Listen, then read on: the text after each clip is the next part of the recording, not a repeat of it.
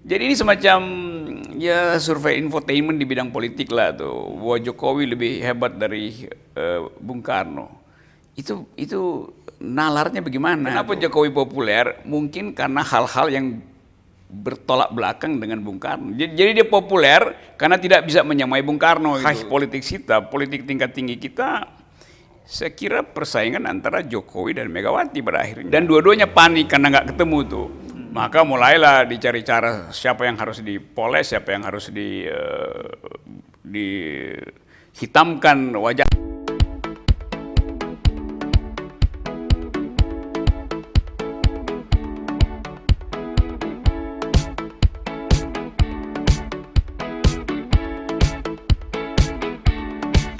Lanjut bersama dengan Bung Rocky Gerung, dan saya akan mengajak ngomong soal banjir survei. Kan ada banjir air Jakarta, tapi ada banjir survei karena dalam sepekan ini rasanya saya membaca banyak sekali publikasi survei.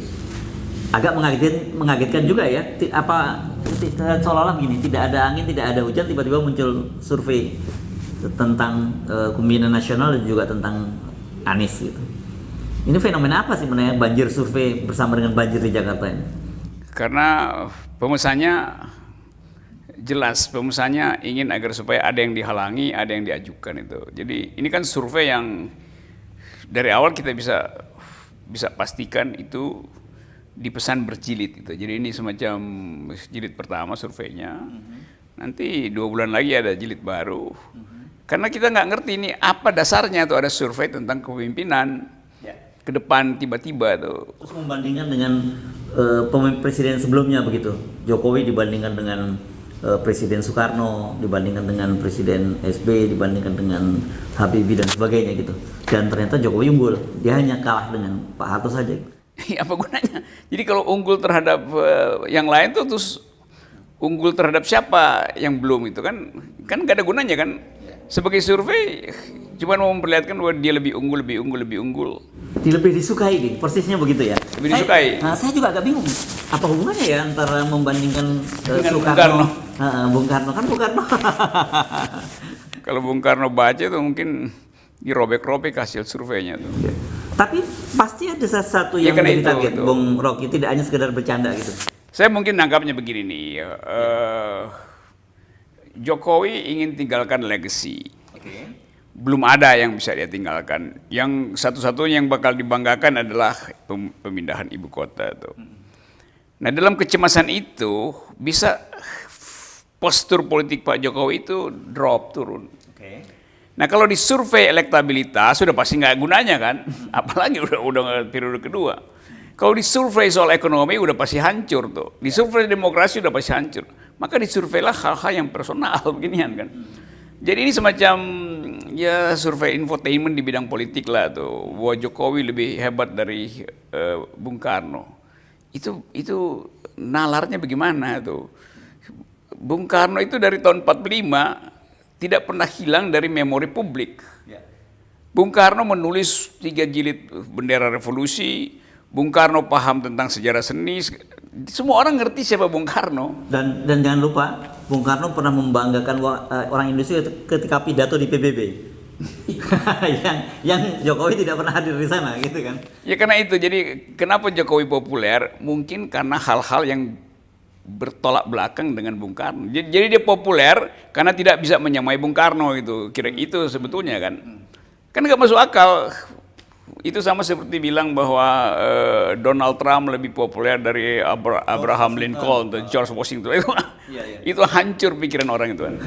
Tapi kalau kita yang hancur sebetulnya pikiran si surveyor yang hancur. Tapi kira-kira ada kaitannya nggak dengan persaingan antara Megawati sebagai pewaris Bung Karno dengan Jokowi kira-kira? Ya saya kira itu implisitnya begitu, karena politik kita, politik tingkat tinggi kita, saya kira persaingan antara Jokowi dan Megawati pada akhirnya. Karena Pak Jokowi tetap ingin punya legacy, maka dia berupaya bikin power block yang baru, dan PDIP yang merasa bahwa Jokowi itu kader PDIP, mestinya gedein PDIP kan. Jadi persaingan itu sebetulnya yang samar-samar, tapi makin lama makin terlihat bahwa PDIP harus cari calon alternatif, Jokowi harus cari legacy, dan dua-duanya panik karena nggak ketemu tuh. Maka mulailah dicari cara siapa yang harus dipoles, siapa yang harus dihitamkan wajahnya tuh. Nah sekarang Jokowi lagi dipoles itu. Tapi agak bukan menyedihkan, agak dungu membandingkan Jokowi dengan Bung Karno. Itu metodologinya apa itu? Kenapa nggak bandingin aja Pak Jokowi dengan Nyai Roro Kidul misalnya, siapa lebih populer gitu. Jadi banyak yang aneh nih surveyor ini. Nah dalam keanehan itu kita mesti anggap bahwa ini surveyor ini sedang bekerja untuk upacara politik berikut, dan upacara itu memang sudah ada kwitansinya tuh. Oke, jadi sesederhana itu sebenarnya. Iya. Jadi kita nggak perlu terlalu pusing memikirkan apa, atau bagaimana kita menyikapinya. Apakah kita ketawa-ketawa saja atau seperti bagaimana nih, orang banyak marah nih tentang hasil survei itu. Ya semua ingin jadi ratu kan, jadi surveyor ingin jadi ratu, bukan Petruk aja yang ingin jadi ratu, dan akhirnya surveyor itu juga Petruk semua kan. Oke, nah, jadi kita tunggu berikutnya. Mungkin kalau Anda misalnya saran, kira-kira sebaiknya survei berikutnya Pak Jokowi dibandingkan dengan mana misalnya gitu, yang cukup cukup menarik, bisa dibandingkan dengan Trump. Oh, kalau nggak salah ada juga dibandingkan dengan Trump dan sebagainya itu. Mungkin dibandingkan dengan Pangeran Diponegoro aja. Itu jauh lebih konkret ya. Iya, lebih masuk akal karena orang ingin lihat hal yang soal kepemimpinan, bahwa Pangeran Diponegoro memimpin dari atas kuda.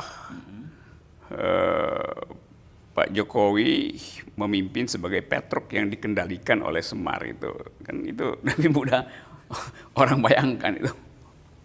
Oke, sebelum kita juga ngaco-ngaco lain, kita mesti akhiri dulu obrolan karena memang agak surveinya sendiri survei yang gak enak juga kalau kita ngomong nggak bermutu ya. Tapi ya sebenarnya survei apa tuh gitu ya? Mutunya sih ada, tapi mutu yang paling buruk tuh. Oke, kita mesti akhiri ngobrol kali ini dengan Bung Rocky sebelum kita kemana-mana.